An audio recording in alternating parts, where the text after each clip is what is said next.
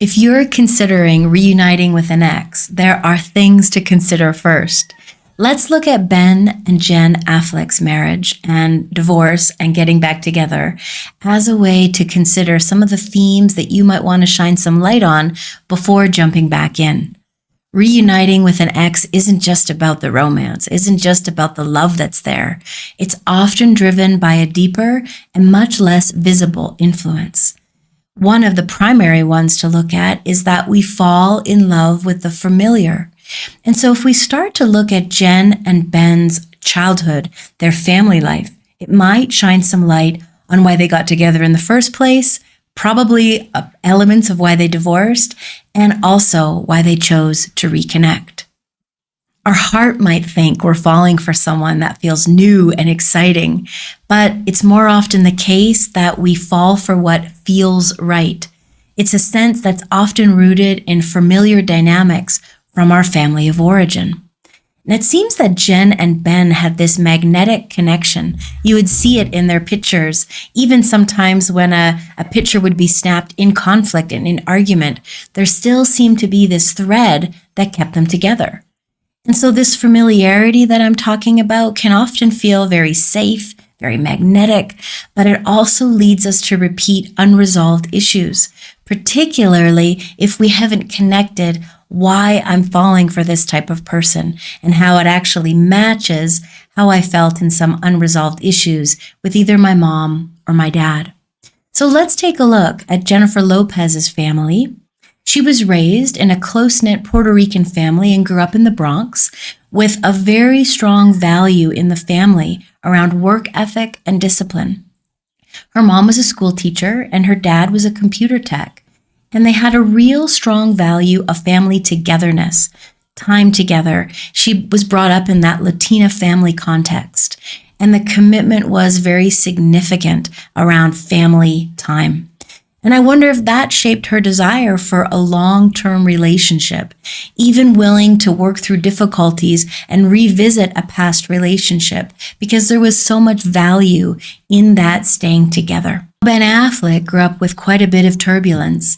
His parents divorced when he was just 12, and throughout his growing up, his dad struggled with alcoholism.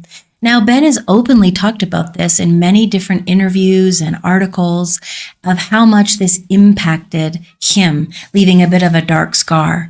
Now, he grew up with that alcoholism and expressed difficulty with addictions throughout his adult life.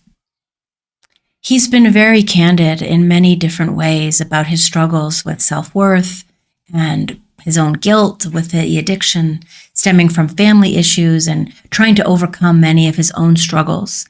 This theme of trying to overcome, to find peace, to reestablish a sense of groundedness in self may be what led him to reunite with Lopez, trying to connect with someone who knew him so well and create that fresh start, that what we would maybe feel after rehab, that this time can be different. Their reconnection years later could be due to their understanding of both having high-profile marriages and divorces, both raising children in the spotlight, both really understanding each other and maybe even who they were before they became famous, wanting to find that common ground, hoping that this time could be different. If you think this video can help someone you know that might be reconsidering reconnecting with an ex, please pass it along. If you're getting value from what I'm sharing, please subscribe. If you want to speak with me about your own relationship challenges, what you might be facing, it's really simple. Below this video, in the description, there's a link to my calendar, and we can set up a time to have a conversation. Now let's continue. The second thing I believe is really important to consider is what needs were unmet in childhood, and how does your ex-partner meet those needs or miss those needs entirely. So getting to know what that connection is within you and how that person you love and are considering reconnecting with might meet that or miss that altogether. This can be such a key distinction.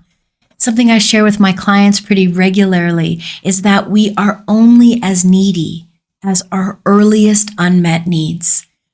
Our early needs, they create this like a codependency in a way. They can create the cycle of push and pull, come closer and move away, depending on what needs went unmet in our childhood. And the more you can know them intimately, the less likely you are to play that out inside of this relationship. And maybe most importantly, to know that within yourself, to provide insight in your decision of whether to get back together or not. So if we go back and look at Jen and Brad's background, Ben experienced a lot of family instability, addiction in his childhood.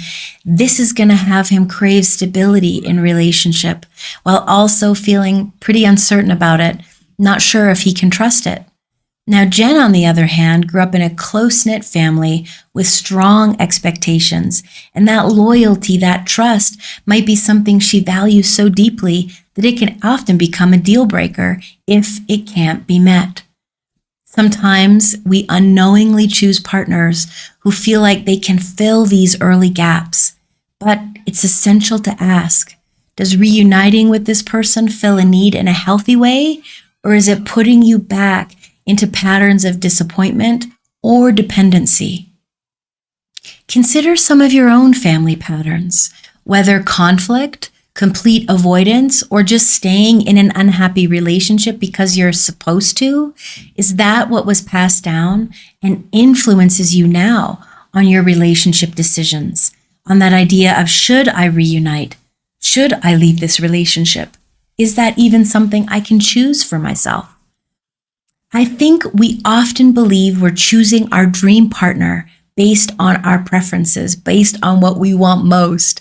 But really, most of the time, we end up picking someone who mirrors the patterns we saw growing up, even when they're dysfunctional. The final consideration is to really give some thought to have you each done enough of your own personal work to address the hurts you carry that really lead into the patterns that you bring in to your loving relationship. Gosh, I can't strengthen the importance enough about your own personal growth before coming back together. Without it, reuniting is just reliving all of those same patterns.